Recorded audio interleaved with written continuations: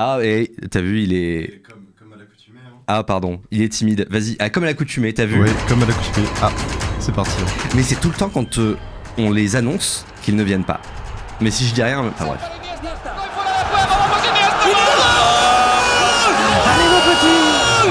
The unthinkable unfolds before our eyes. L'Express, le TGV est parti, Chopin!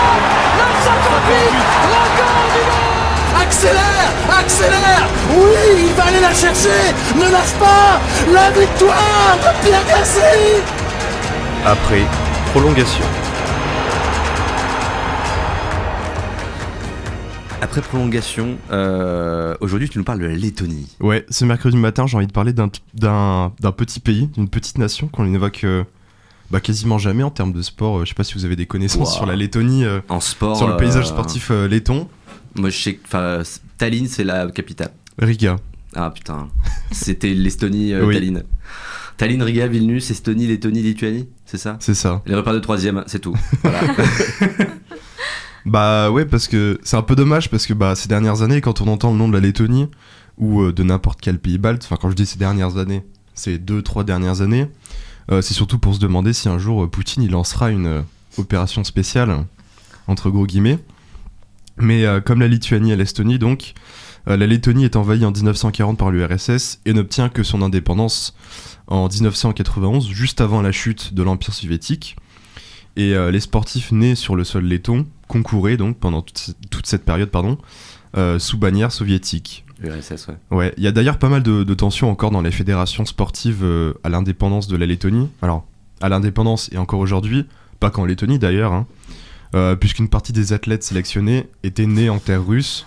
Ça crée un peu des hostilités, machin, on savait pas trop, c'était un peu compliqué. Pour qui il devait jouer. Exactement. Surtout que l'URSS, alors en Lettonie mais aussi dans les 2 autres pays baltes, a une politique un peu de colonisation russe, quoi. Russification, Russie, ouais. Je suis pas sûr de l'adjectif, mais... oui, non, mais on fait en tout cas, disparaître on tes comprend origines, l'idée, quoi. voilà. T'es russe. On comprend l'idée. Et en termes de sport, la Lettonie, elle est surtout connue pour sa très forte équipe de hockey sur glace, qui a terminé 3ème des derniers mondiaux, en battant les États-Unis, donc pas mal Quand du tout. même, hein, ouais. On peut aussi Pardon contre parler... le Canada, j'imagine. Comment ? En perdant contre le Canada, j'imagine. Oui, ou alors la Finlande aussi. Ouais. Il n'y a plus la Russie, donc il reste plus que le Canada et la Finlande pour perdre. Ouais, mais la Russie qui était une très bonne équipe de hockey sur glace. Dommage qu'il y ait un fou au pouvoir. Dommage que ce soit que Russie. Hein. Oui. Et à Clermont, alors je parlais de basket, la sélection lettonne étant la première équipe championne d'Europe. Voilà. Et à Clermont, on garde un souvenir assez amer des Lettones du Daugava Riga, aujourd'hui TTT Riga, équipe légendaire du basket féminin, emmenée par une certaine Uliana Semyonova, joueuse haute de 2,12 m. Wow, pardon. Bah, forcément. Et les Lettones ont remporté entre 1962 et 1980 18 éditions de la Coupe d'Europe des clubs champions. Wow. Ce qui reste un record aujourd'hui. D'affilée, genre Non, en oui. tout. De 62 jusqu'à 80. Ça fait 18 ? Ouais. Eh ben putain, super impressionnant. Super impressionnant, sachant que je suis pas sûr de la stat, mais j'ai vu qu'Uliana Semyonova n'a jamais perdu un match compétitif de sa carrière. Waouh. Ce qui reste un peu impressionnant, je trouve. Enfin, un peu. Il doit pas y avoir des masses, des joueurs ou des joueuses comme ça. Hein. Voilà. Et donc oui, cette équipe était venue jouer face à Clermont, face au CUC de Clermont. Clermont qui avait perdu, me semble. Mais oui, Clermont avait une très belle équipe en basket féminin. Un peu moins bonne que le Daugava Riga. Enfin, un peu. 18 titres de champion d'Europe quand même, en 18 années. Et la Lettonie brille aussi par sa tenniswoman Jelena Ostapenko, première joueuse non tête de série à remporter le tournoi de Roland-Garros depuis Margaret Scriven. C'était en 1933, Margaret Scriven. Wow. Et la victoire de Jelena Ostapenko, c'était en 2017. Putain, ouais, en vrai, elle est pas super jeune en plus. Ouais, elle a 25-26 ans aujourd'hui. Enfin, à l'époque, elle était très jeune. Ouais. Mais du coup, elle est encore jeune, mais... Impressionnant du coup de remporter le truc sans faire partie du tableau, genre quasiment 100 ans après la première personne à l'avoir fait, genre. C'est vrai, surtout à cet âge, c'est assez précoce. Hein. Puis ça s'est ultra professionnalisé le tennis, enfin, genre il y a 100 ans on jouait pas comme on joue maintenant, quoi. Non. C'est vraiment tous les sports. Et pour continuer un peu sur ce paysage sportif, on peut citer Tom Skuyt, cycliste letton qui a terminé 2ème d'Estrade Bianche cette année, grande course italienne du calendrier, ou les biathlètes Andrei Rastorgouyev, qui a rapporté une médaille historique pour la Lettonie lors des derniers championnats du monde, et Baiba Bendika. Bon, c'est super, on a fait un petit résumé du paysage sportif letton. On a parlé des athlètes les plus connus, mais il y a un sport que j'ai pas encore évoqué. La pétanque. Alors, ça aurait pu être la pétanque. Tu l'as pas dit, cela dit. Hein, donc... Je l'ai pas dit, ça aurait pu être. Le curling. Non. Non, je sais pas. Le football. Ah ouais, ok. Bon, on a parlé de foot plein de fois aujourd'hui. Dis pas que tu l'as pas mentionné. Bah oui, qu'est-ce qui représente le Beautiful Game en Lettonie ? Bah pas grand-chose à première vue. Hein. Je suis pas sûr que qu'on me cite des clubs de foot lettons sur le plateau. Non. Je sais pas si vous voulez vous tenter. Moi, je peux faire une recherche Google, mais ça va se voir. Quoi.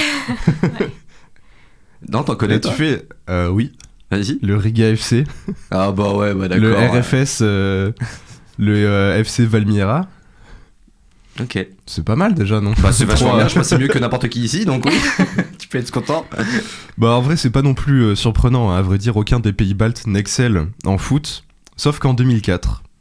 En 2004, alors que la Grèce réalisait l'un des plus grands exploits du football en remportant l'Euro, la Lettonie, elle, fêtait une qualification historique parmi les 16 meilleures nations, et c'est cette histoire méconnue et bien souvent oubliée au profit de la victoire grecque, de la victoire surprise grecque, que je vais vous raconter. Alors tout commence donc en 2001. La sélection lettonne est alors vraiment mal en point. Pourquoi ? Parce que, attention, les Sarkan Balsarkani, ou les rouges blancs rouges, c'est compliqué à dire. Hein, Ouais, mais tu t'en sors très bien, je oui. trouve, sur tous les noms depuis tout à l'heure. Ou les rouges blancs rouges en référence à leur drapeau viennent de devenir la seconde équipe à concéder un match nul face à Saint-Marin. Ça fait un peu bizarre, hein, dit comme ça, pour évaluer le niveau d'une sélection. Ouais.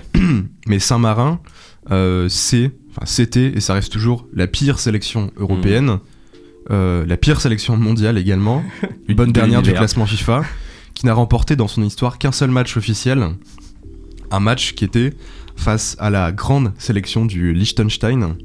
Très belle équipe. Hein, champion du monde jamais, je crois. Champion du monde à 4 reprises. Donc voilà, en prenant en compte tout ça, ça rend un peu ce match nul.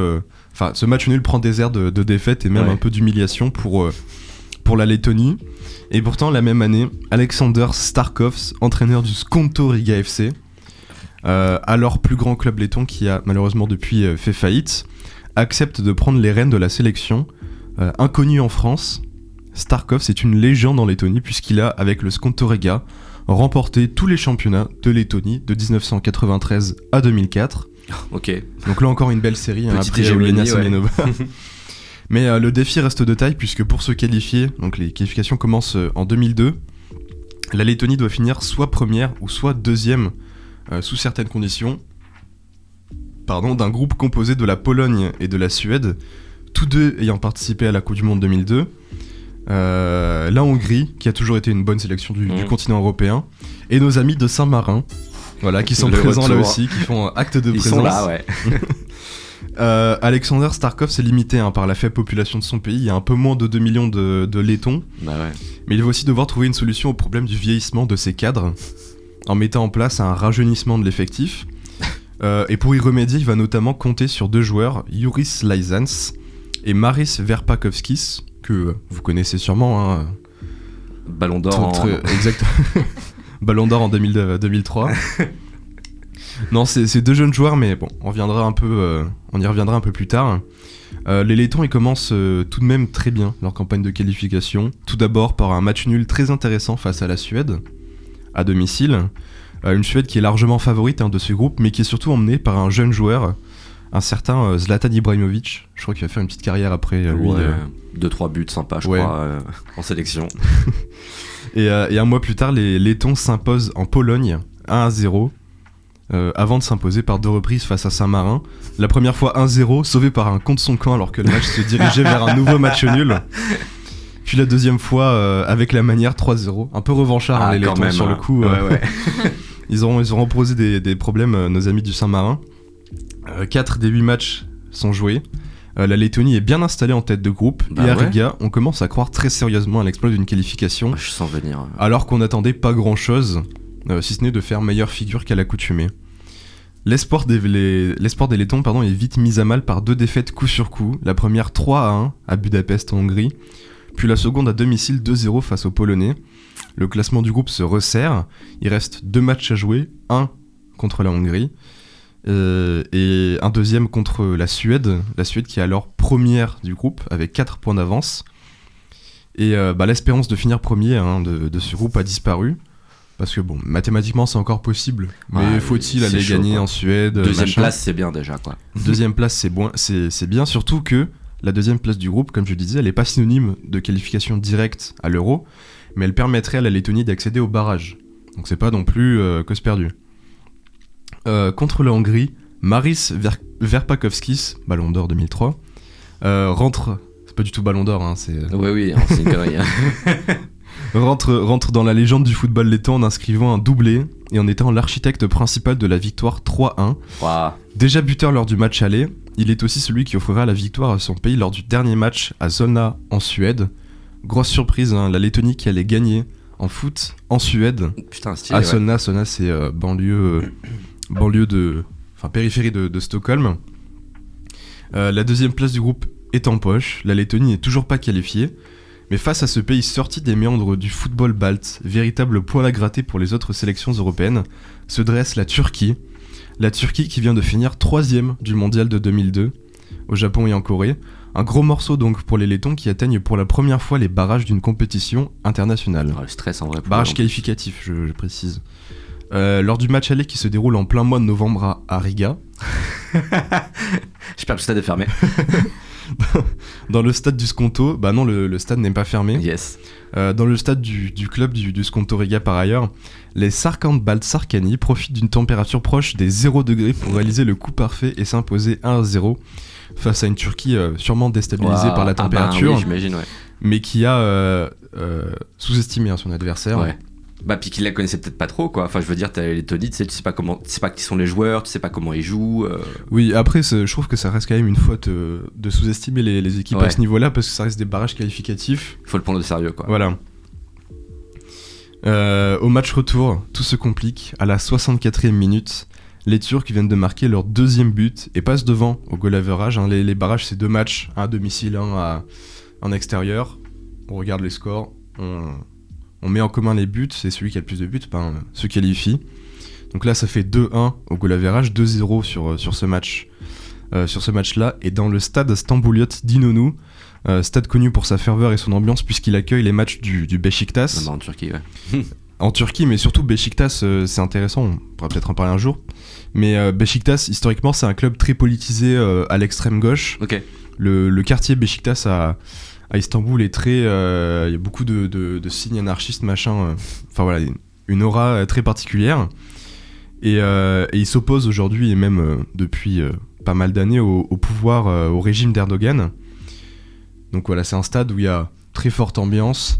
Il y a un gros portrait d'Atatürk, qui est un symbole pour eux, créateur, bâtisseur de la République laïque turque. Ok. Et donc dans ce stade d'Inonu, les Lettons sont dominés. Depuis le début de ces qualifications, la Lettonie a souvent profité d'une ouverture du score pour ensuite refermer son piège défensif sur l'adversaire.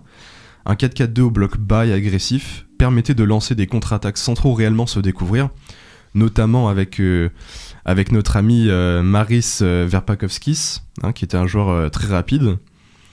Et pourtant, les voilà dans une situation où ils sont menés par 2 buts. Donc, comment on se sort un peu de ce merdier pour rester poli. Sauf que 2 minutes seulement après le 2e but turc, Yuris Laizans, encore un joueur sur qui le sélectionneur avait un jeune joueur sur qui le sélectionneur avait misé exactement, réduit l'écart sur un coup franc un peu chanceux. Alors il tire son coup franc, personne s'occupe du ballon, mais bon, ça rentre dans le but. Ça finit tout de même dans les filets. Et 12 minutes plus tard, c'est Verpakovskis, encore lui, qui égalise le match à 2-2. Et grâce à la victoire 1-0 au match aller, ça fait 3-2 au goal average. La Lettonie se qualifie pour l'Euro.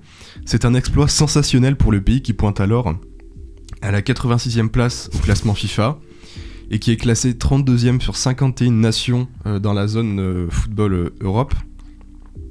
Alors, je l'ai dit tout à l'heure un peu, mais ça reste un peu incroyable comme exploit pour qu'on s'en rende compte, l'Euro à l'époque se jouait entre 16 équipes, 16 sélections européennes.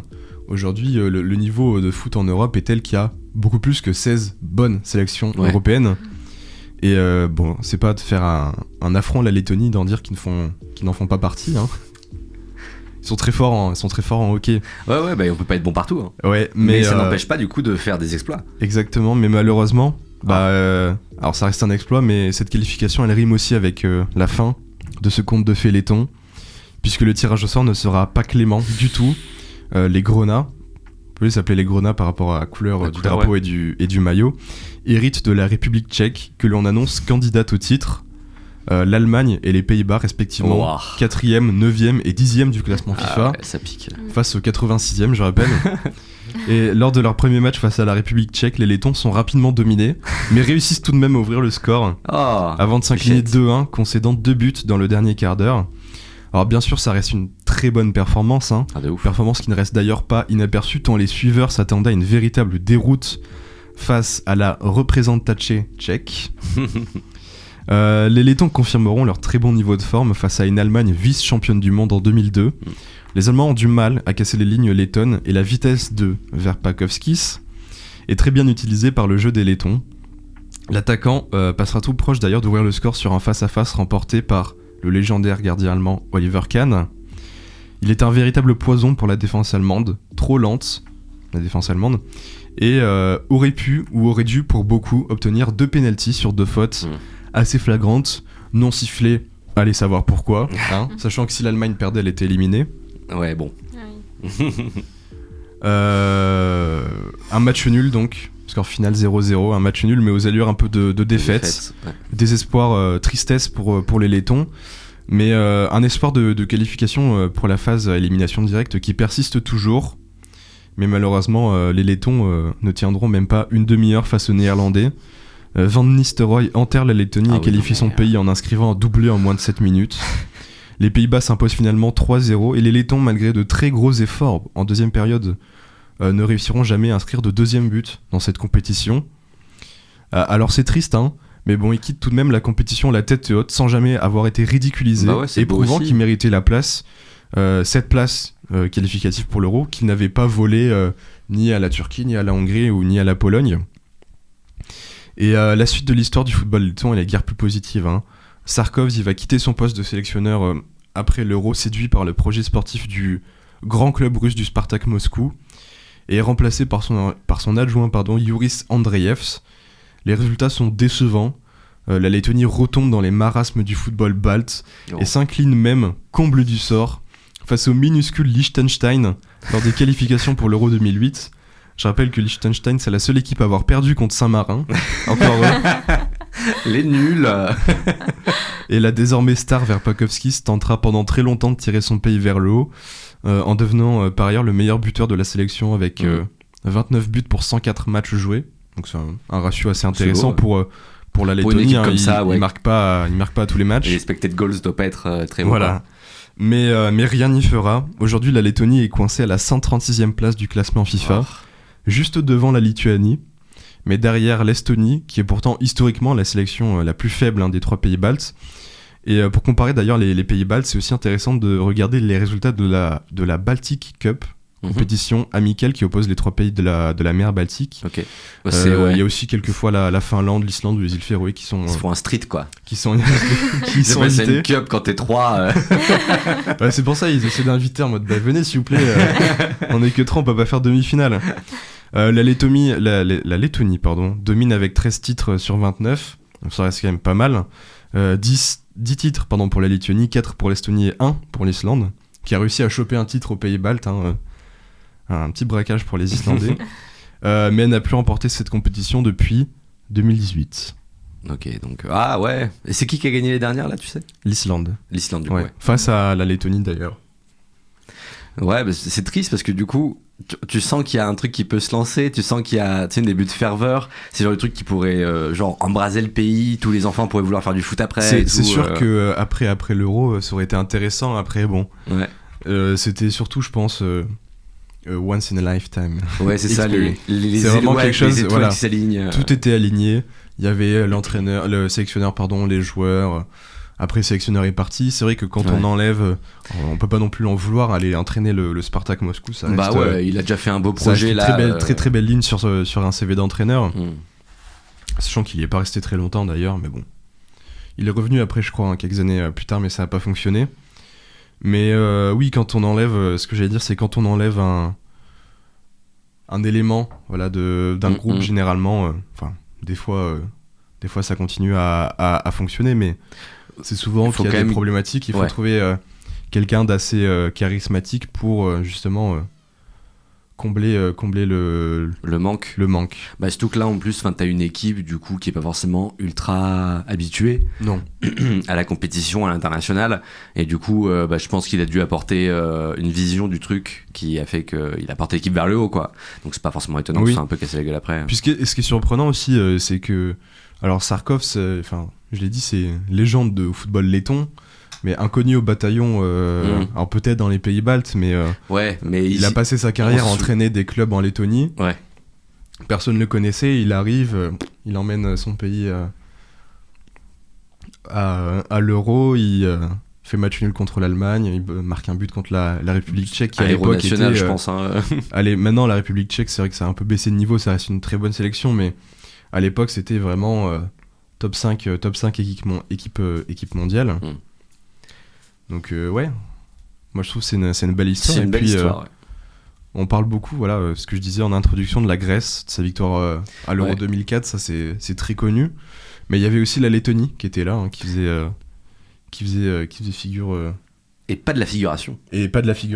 Merci, Baptiste d'avoir fait la petite histoire de la Lettonie en football. En vrai, c'est cool de parler un peu des clubs qu'on ne connaît pas forcément, qu'on oublie très vite.